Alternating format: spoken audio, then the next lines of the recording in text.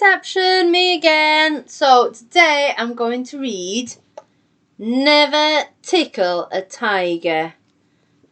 This girl has got a little feather. Should we find out why you should never tickle a tiger?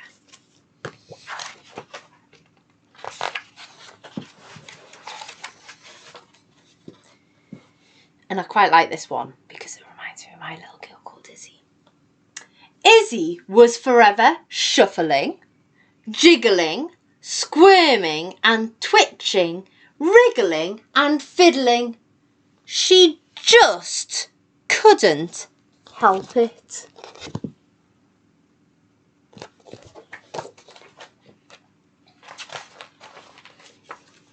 It happened at home. Izzy, stop playing with your peas, said Dad.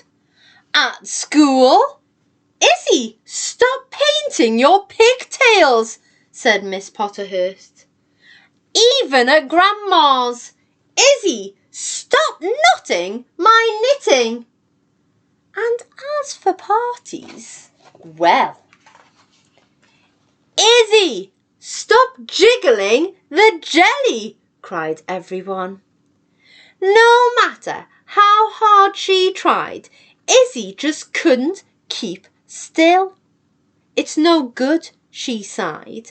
I'm just a jiggler, and that is that. So one day, Class 4B went on a trip to the zoo. It came as no surprise to anyone that Izzy was wriggling and jiggling and shuffling and fiddling as soon as they walked through the school gates. Can you see Izzy? I wonder which one she is.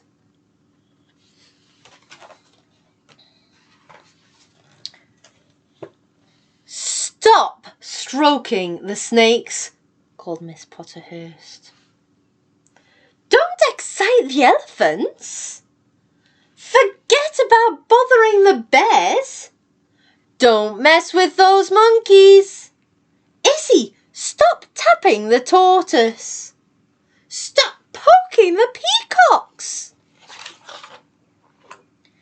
And never, ever tickle a tiger.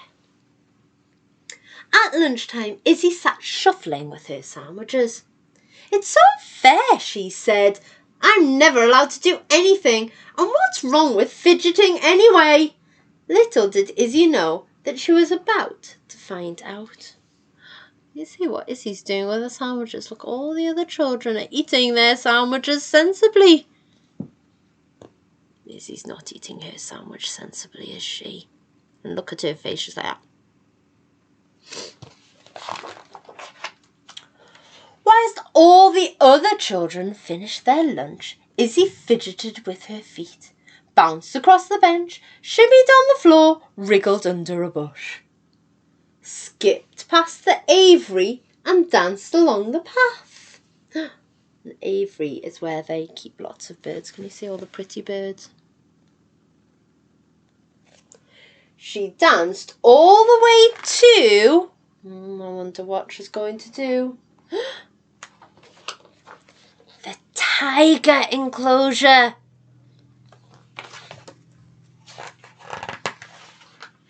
I wonder, thought Izzy. And with that, she reached out a feather and tickle, tickle, tickled the tiger.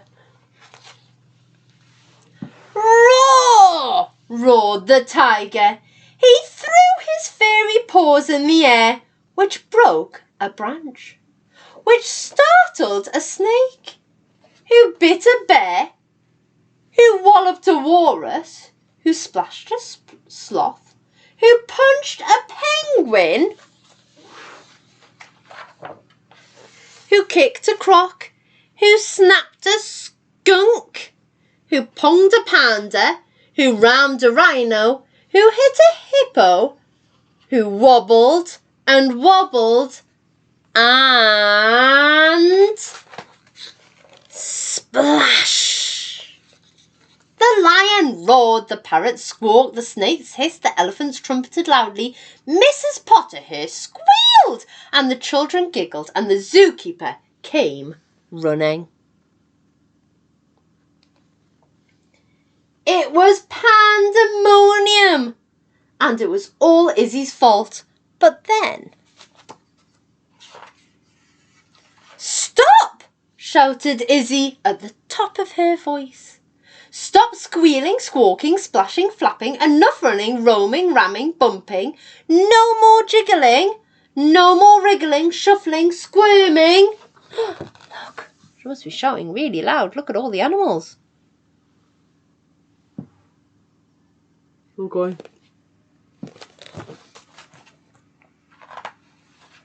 And guess what?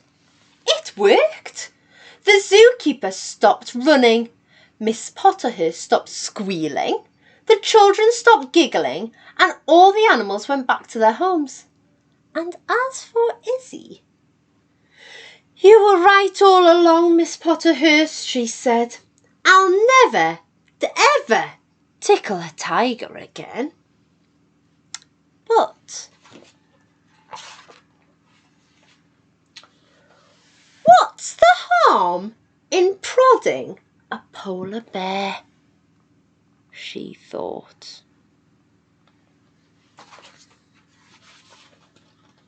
The end.